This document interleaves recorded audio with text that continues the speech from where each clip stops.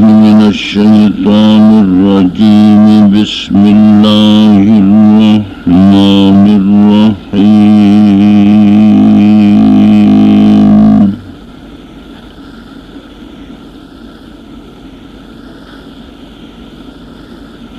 إن تحرص على هداهم فإن الله لا يهدي من يضل وما لهم من ناصرين.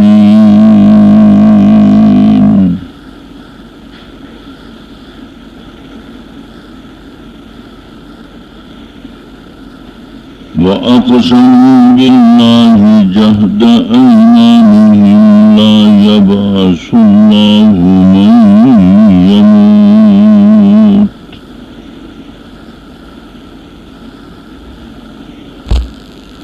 بلى وعدا عليه حقا ولكن أكثر الناس لا يعلمون.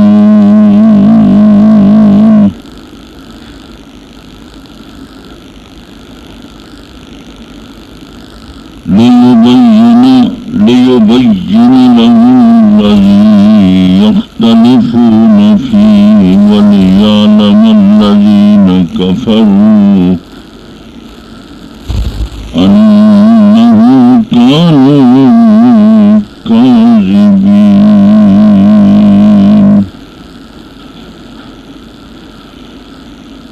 إنما قولنا لشيء إذا أردناه أن نقول له كن فيكون.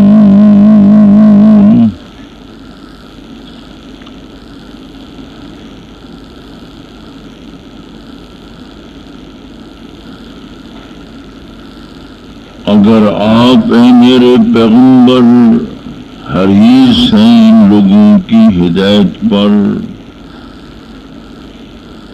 بے شک اللہ نہیں راہ دکھاتا ان لوگوں کو جو گمراہ ہیں، گمراہ کرنے والے ہیں، نہیں ہے ان کے لیے کوئی مددگار۔ قسمیں کھاتے ہیں اللہ کی انتہائی قسمیں، نہیں اٹھاوے گا اللہ ان لوگوں کو جو مر گئے۔ کیوں نہیں وعدہ ہے سچا، لیکن اکثر لوگ جانتے نہیں۔ اور کھول دیا اللہ نے ان لوگوں کے لیے جس بات میں وہ جھگڑتے ہیں۔ جان لے کافر بے شک وہ جھوٹے ہیں۔ بلا شبہ ہمارا قول کسی چیز کے بارے میں جب ہم ارادہ کر لیں کہیں اس کو کن، بس وہ چیز ہو جاتی ہے۔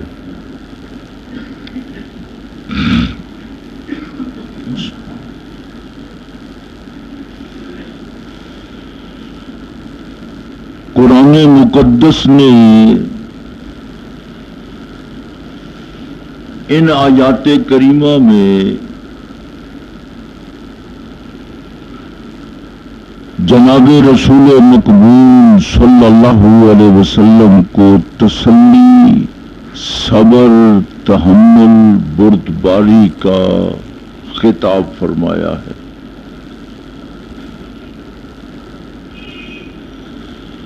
حضور پاک صلی اللہ علیہ وسلم شب و روز اسی محنت میں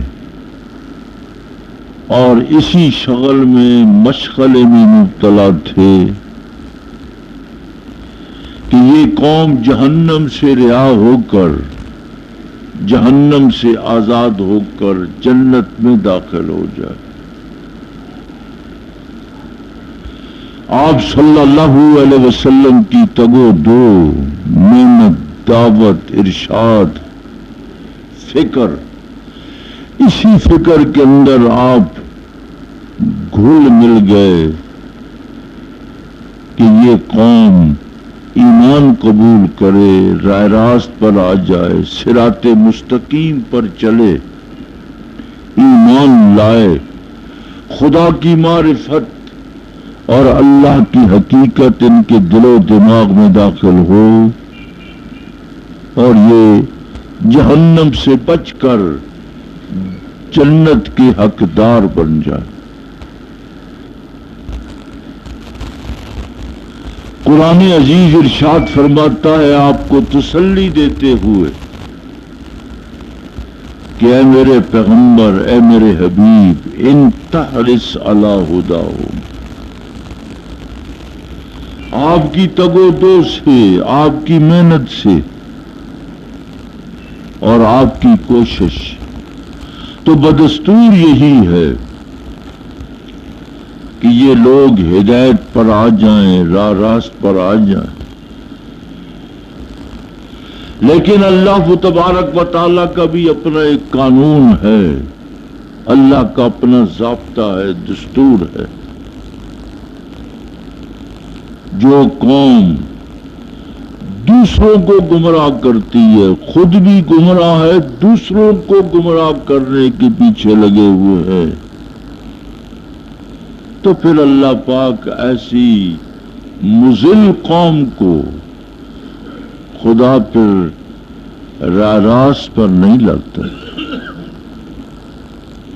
خود تو گمراہ ہیں، لیکن ان کی گمراہی ان پر اس طرح مسلط ہو چکی ہے کہ جو لوگ ایمان لانے والے ہیں، راہ راست پر آنے والے ہیں، ان کو بھی یہ مسلسل گمراہ کرتے چلے آ رہے ہیں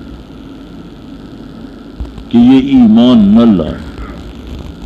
ہر طرح کی لالچ اور ہر طرح کے یعنی ہیلے بہانے اور ہر طرح کے دجل فریب کھیل کر لوگوں کو ایمان سے، حضور کے قرب سے روکنا چاہتے ہیں، یہاں تک کہ انہوں نے قسمیں کھانی شروع کر دی، وَاقْسَمُوا بِاللَّهِ جَهْدَ أَيْمَانِهِمْ، انتہائی قسمیں اٹھا اٹھا کر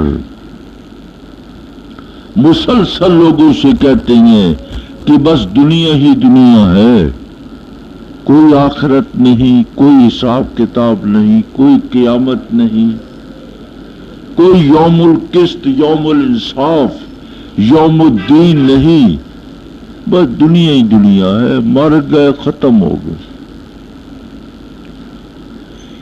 یہ فکر نہ کرو کہ کل پھر ہم اٹھیں گے، قیامت آئے گی، خدا کی کچہری میں جائیں گے، یہ پرانی باتیں ہیں، ہم سنتے چلے آ رہے ہیں، ایسا نہیں ہوگا۔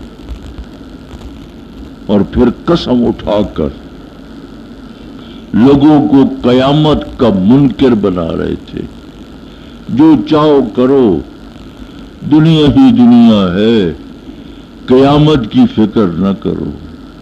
ظاہر ہے کہ قیامت کا تصور، قیامت کا عقیدہ، خدا کی پیشی کا، خدا کی حضور کا عقیدہ ایسا عقیدہ ہے کہ آدمی کو گناہوں سے دور رکھتا ہے۔ انسان خدا کی حدود کو نہیں توڑتا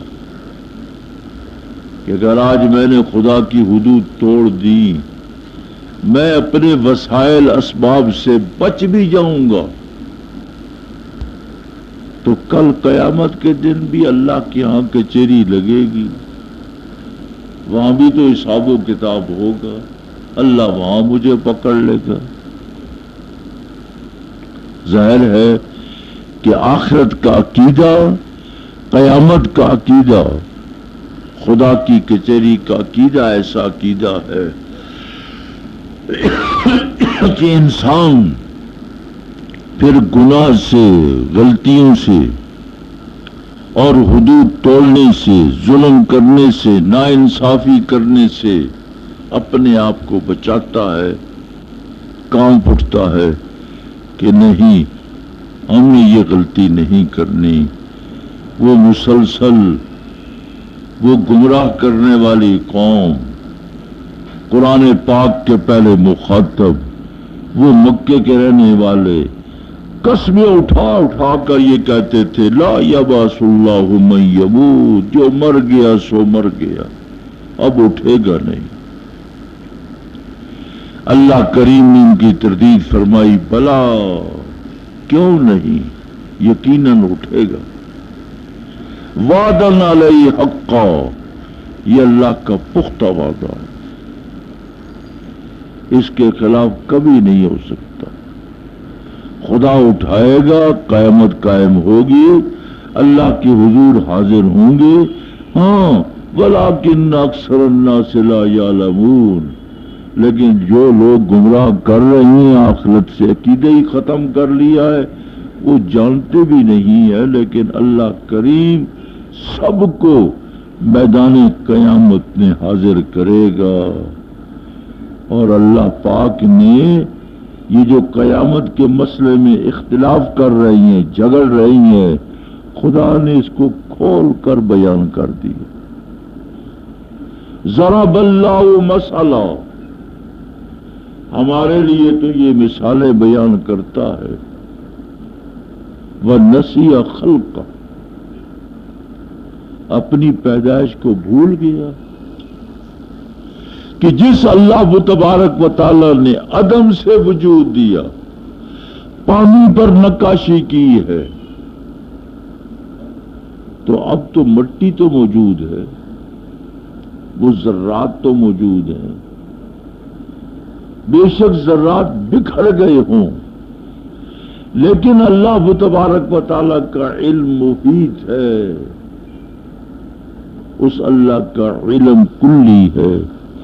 فلا جسم کا ذرہ کہاں ہے، وہ ذرات بھی خدا کی گرفت میں ہے۔ جب اللہ تبارک و تعالی ذرات کو حکم دے گا، ہر ذرہ اپنے جسم کے ساتھ خود بخود ہی جمع ہو جائے۔ حضرت ابراہیم علیہ الصلوۃ والسلام نے اللہ کے حضور یہی چیز 4 پرندے لے لو، قرآن عزیز نے تذکرہ فرمایا، ذبح کرو، ان کی بوٹی بوٹی کر کے ملا دو، ان کی ایک ایک ہڈی بوٹی سب کی ملا کر 4 پہاڑیوں پہ رکھ دو، اور پھر اللہ تبارک و تعالی نے آواز دی، اللہ نے اپنی قدرت بتلائی، تو جو کھمب، جو بوٹی، جو ہڈی، جو جوڑ جس پرندے کا تھا، فضا کے اندر جڑ کر 4 پرندے بن کر انہوں نے اپنا اپنا آواز لگایا۔ اور میں جس طرح یہ مشاہدہ ہو چکا ہے کہ اللہ نے ان 4 پرندوں کو زندہ فرما کر وجود دے دیا، ایسے ہی قیامت کے دن جب اللہ تبارک و تعالیٰ کی طرف سے آواز لگے گی، تو جو جو وجود مخلوق کی جتنی انواع ہے وہ جہاں کہیں بھی ہوں گی، اللہ سب کو جوڑ دے گا، زندہ کرے گا، کھڑا کر دے گا۔ اس لیے فرمایا وَلِيَعْلَمَ الَّذِينَ كَفَرُوا، جان لیں کافر کہ انہم کانوا کاذبین، وہ جھوٹے ہیں۔ ان کا یہ کہنا کہ جو مر گیا ختم ہو گیا، ایسا نہیں۔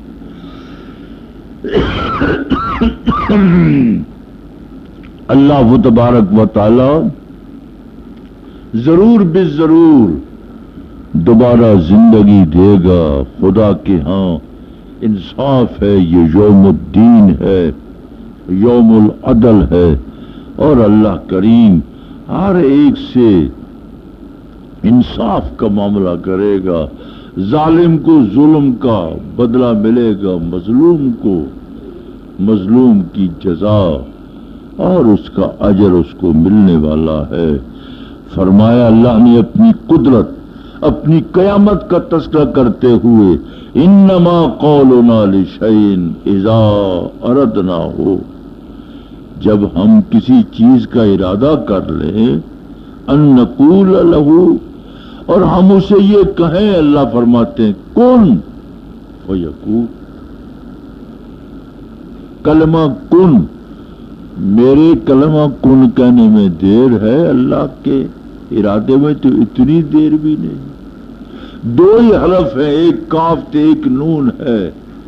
اللہ کریم کن کہے گا، ساری کائنات دوبارہ پھر کھڑی ہو جائے گی، اللہ سب کو زندہ کر دے گا۔ اللہ قدرتوں والا ہے، اس لیے قیامت پر یقین اور قیامت پر ایمان رکھنا یہ ایمان کا حصہ ہے، ایمان کا جز ہے۔ اللہ پاک ہم سب کو اسی عقیدے پر موت عطا فرمائے۔ الحمدللہ رب العالمین والعاقبۃ للمتقین والصلاۃ والسلام علی رسول محمد۔ اے اللہ ہمارے گناہوں کو معاف فرما، ایمان پر استقامت عطا فرما، ایمان پر پختگی عطا فرما، قائم دائم فرما، اسی پہ موت عطا فرما۔ ربنا تقبل منا انک انت السمیع العلیم وتب علینا انک انت التواب الرحیم۔ وصلی اللہ تعالی علی خیر خلقہ محمد وآلہ وصحبہ۔